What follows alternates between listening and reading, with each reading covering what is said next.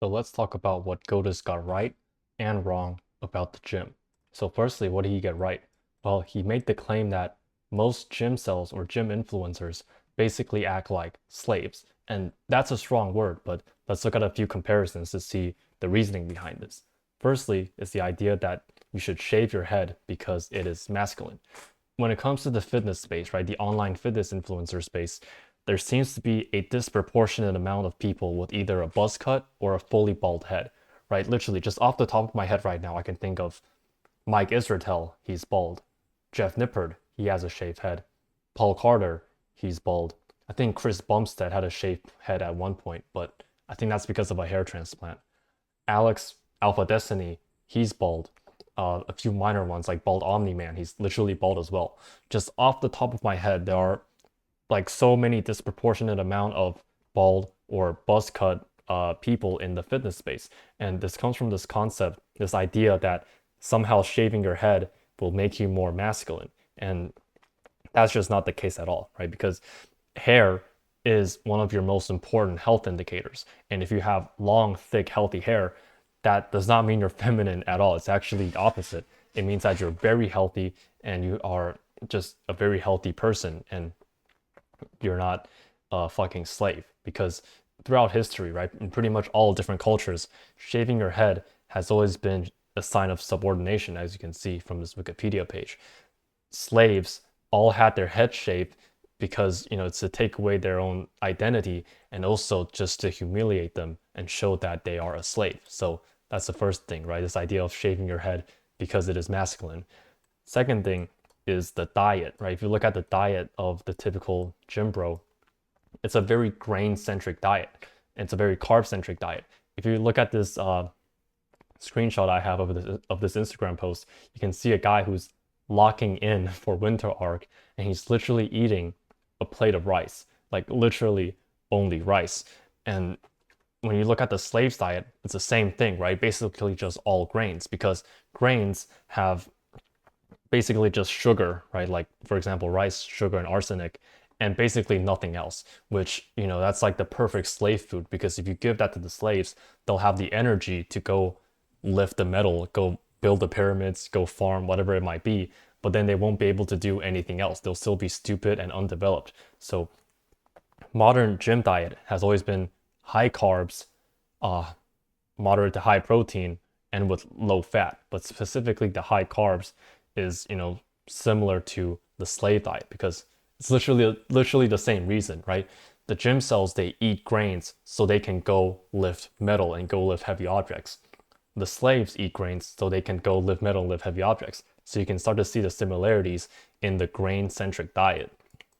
Next thing is specifically for the sport of powerlifting, right? You're literally lifting metal for the sake of lifting metal, right? And I put sport in parentheses because it's probably the most boring sport of all the different sports, right? All the other sports you can like kind of get good at it through like some technique or whatever, but powerlifting, you're literally just going to the gym, picking up metal 3, 4 times a week, and then after a few months, now you can do 10 pounds more, and then you get a sense of achievement from that. And same thing with the slaves, right? They would literally just move objects for the sake of moving objects. And I'll go more into powerlifting and why it's stupid in a second as well. But lastly, there's a few other similarities, like this picture of a guy with chains around his neck. And also, right, modern gym cultures, they also take drugs so they can lift more metal and also dunk themselves in ice water, which is not something that the slaves did. So that's a difference that you can see. And of these, there are basically three main problems with modern gym culture that I've identified.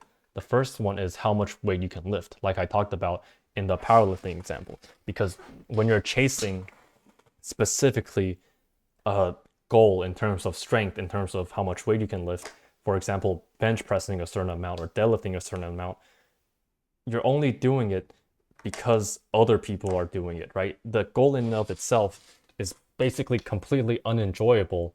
It accomplishes nothing and it's a completely pointless activity. Like you're literally lifting metal right up and down and see who can lift more metal, right? That is a pretty pointless activity, but because other people do it, right, in the sport of powerlifting, you do it so you can get some kind of recognition from other people, like in pretty much like a circle jerk, basically. I'll tell you my own story, right? When I first started training in the gym, I wanted to get a 225 bench press because, that's what I thought I was supposed to do and what everyone else was doing. And after around a year and a half of training, I went in the gym and then I did it. I bench pressed 225 pounds, right? Two 20-kilo plates on each side of a 20-kilo barbell. And literally after benching 225, I have not bench pressed ever since. I literally have not done, flat barbell bench press ever since, because after I did the 225 bench press and I posted it on my Instagram story, I realized that it was completely pointless. Like, I had looked at myself and just thought, why the hell was I doing this? I didn't care about bench pressing a certain number of pounds on the bar.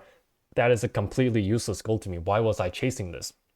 And I realized that this goal of chasing how much you lift, it's pointless because it literally does not benefit you in any other way, right? If you chase a physique goal, like maybe making your body look a certain way, then that could have some benefits, because I'll talk about looks theory and using gym as a looks max in a second.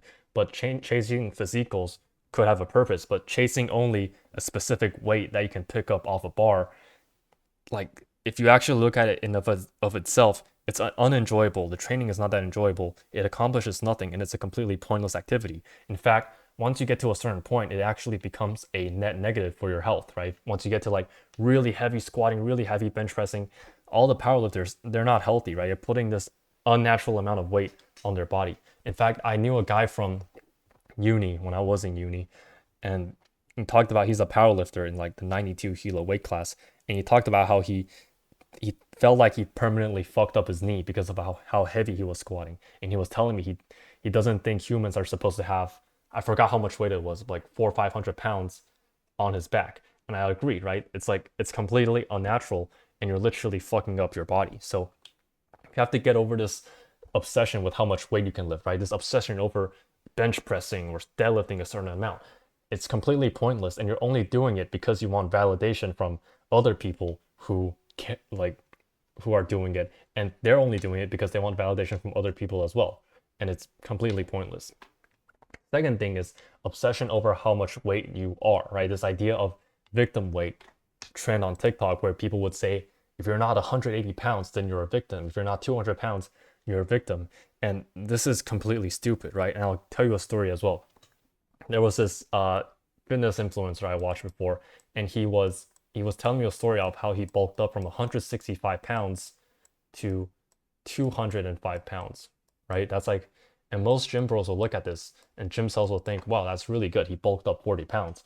But he talked about how when he bulked up 40 pounds, he would literally get knee pain and foot pain from just sitting down in a chair, right? He would get lower back issues, like his whole body would feel like shit. And if you think about it, it makes sense, because all of us, right? Everyone's body, we all have our own skeletal structure, and we have a healthy body weight that we're supposed to be at. So let's say this guy, his ideal healthy body weight, his natural body weight is 165 pounds, right? Like over here. When he bulked up 200 to 205 pounds, he basically added 40 extra pounds of body weight of muscle, which actually takes up quite a bit of resources, right? He added extra 40 pounds of mass that he wasn't supposed to have. And basically because of that, his heart has to pump blood and supply an extra 40 pounds of muscle. All of his joints, right? That's why he got the knee pain. All of his joints, his skeleton, his whole body has to carry an extra 40 pounds of weight that he's not supposed to have.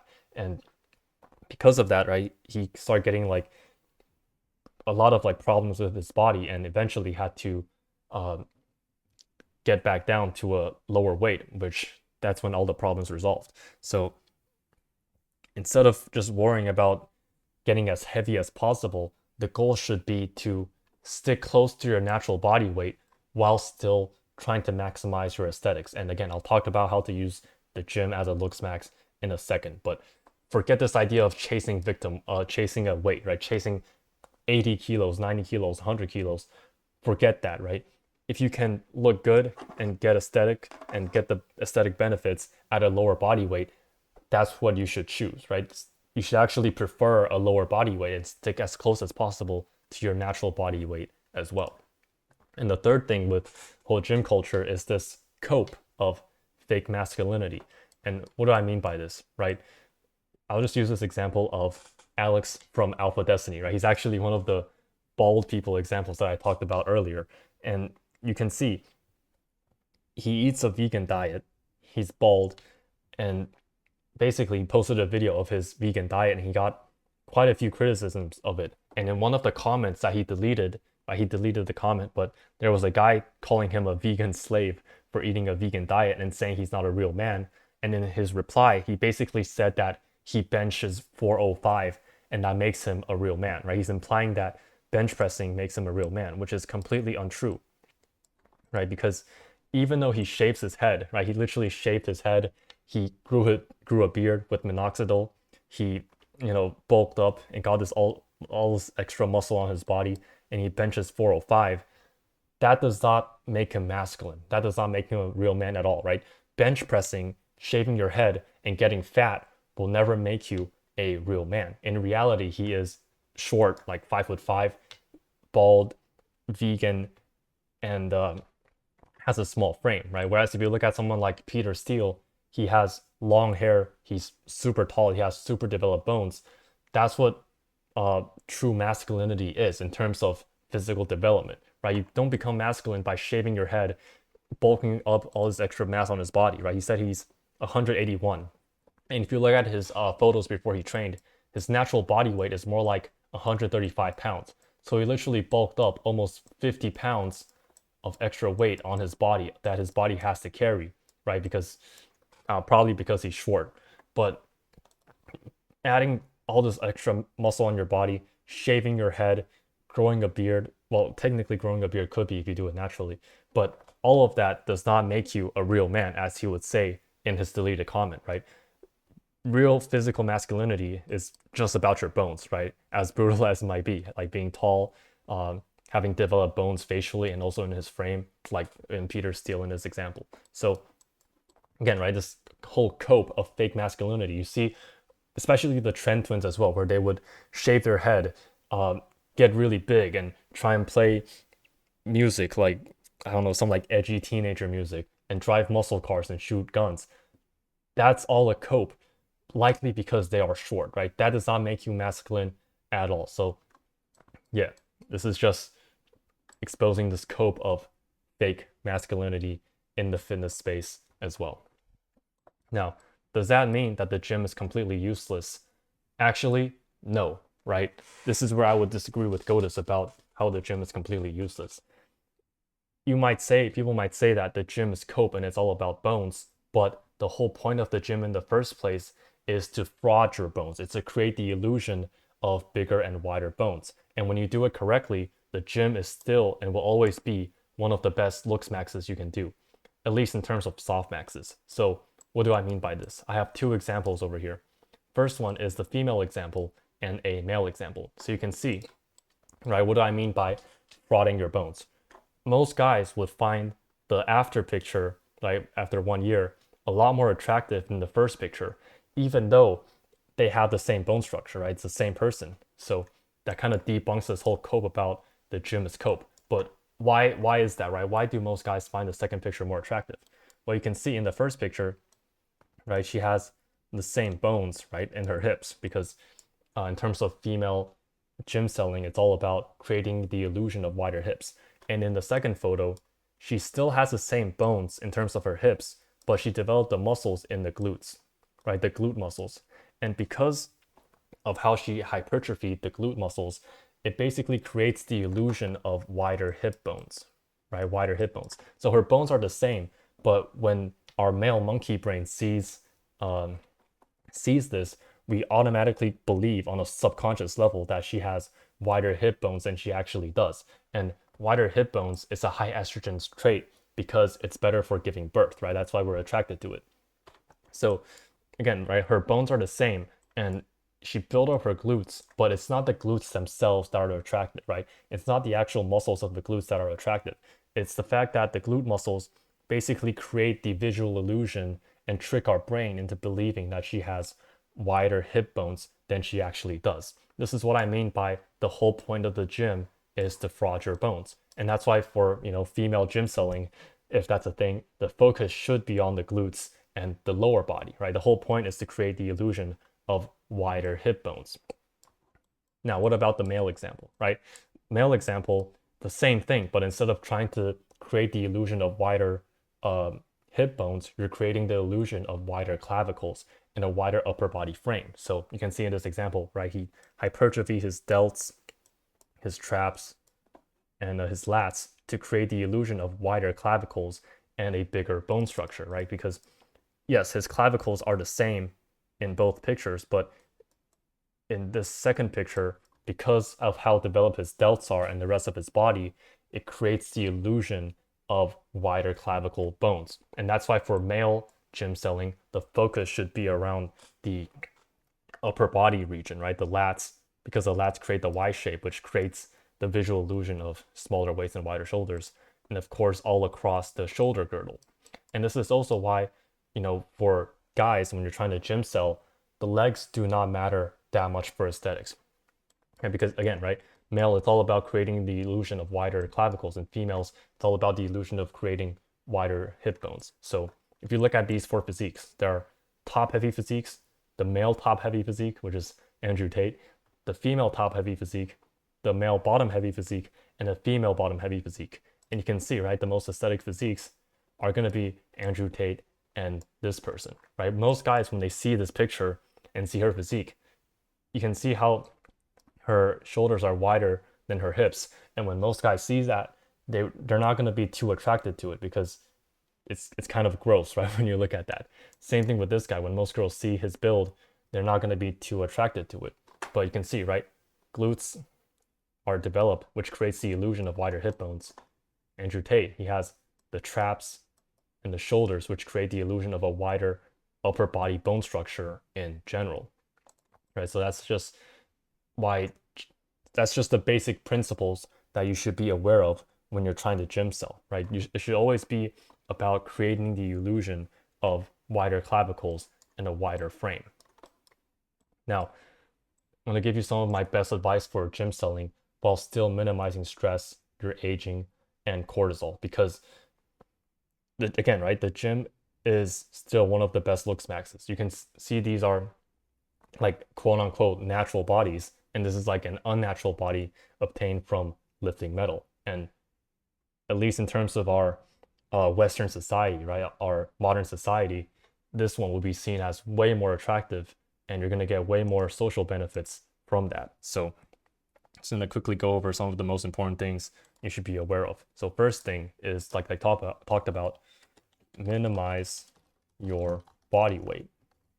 The goal is not to be as heavy as possible, but instead to maximize your aesthetics as much as possible while staying close to your natural body weight, right? So let's say your natural body weight is, again, right, 165 pounds, then you should try and stick close to it while still building muscle in all of the key areas. And one of the best ways you can do it, like I talked about, is to just minimize your leg training, right? Because again, if you're a guy, leg training really does not matter that much in terms of aesthetics, right? As long as your legs don't look skinny, then you're basically fine. Once you get to the point where your legs do not look skinny, then getting your legs bigger is really not going to benefit you aesthetically at all. And you can even see over here, right? Andrew Tate, he has really skinny legs, but because of how jacked his upper body is, it's really not that bad, right? You can even have really skinny legs.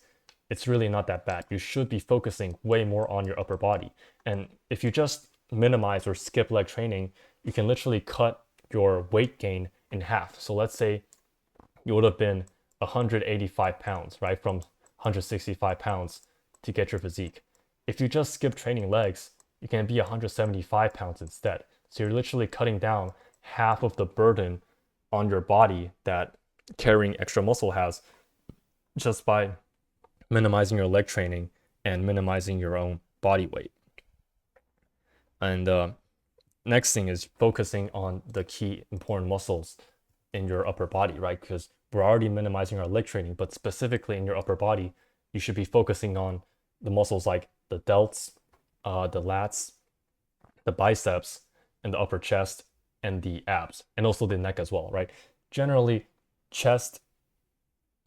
I would place chest on the lower priority along with a lot of the traps, right? Because like you should be focusing mainly on the upper chest. And most guys have underdeveloped upper chest anyways. So that's what I would recommend. And yeah, so focus on the key muscles.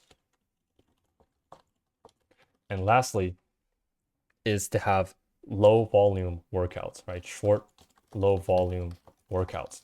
So instead of doing these super long workouts that you see, you can actually get really good gains from doing really short workouts and never going to failure. You should never train to failure. So right now when I train, a lot of times I will literally train for 30 minutes and I will walk out and I just would not feel exhausted at all. In fact, I would feel as if I haven't done anything because I never trained to failure. So an example upper body workout could be like this, right? Example upper could be you do a preacher curl, one set of 4 to 8.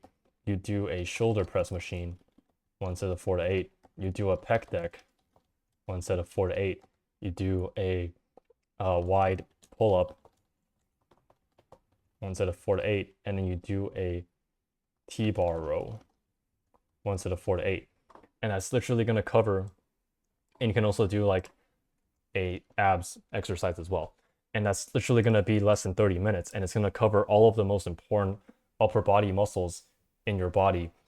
And you shouldn't feel exhausted at all because of how low the volume is. And also because you're never going to failure. But yeah, I talked about this more in my other videos, but this video, I kind of just want to go over the importance of, understanding the whole point of the gym, right? It's to fraud your bone structure. Um, and it's not the muscle itself, right? It's about creating the illusion of wider bones. And as always, check out the BP Fitness Physique System as well. Link in the description, and you can join that if you're interested. And I'll see you in the next video.